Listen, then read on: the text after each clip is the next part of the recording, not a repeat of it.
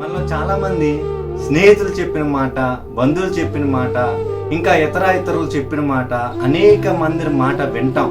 వాళ్ళు ఏది చెప్తే అది చేయటానికి ప్రయత్నిస్తాం. వాళ్ళు ఏది చెప్పినా సరే ఇంకా ఆలోచించకుండా అది చేయటానికి మన జీవితంలో వాళ్ళని ఇష్టపడినప్పుడు వాళ్ళ మాట వింటూ ఉంటాం. కానీ మనం చెయ్యింది ఎవరి మాట అంటే దేవుని మాట.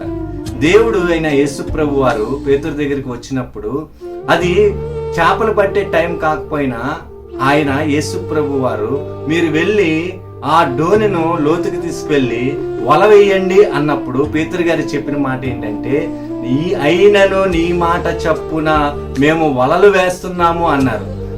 కాబట్టి ఆయన మాట విన్నారు. ఆయన మాట విన్నప్పుడు విస్తారమైన చేపలు పడ్డాయి.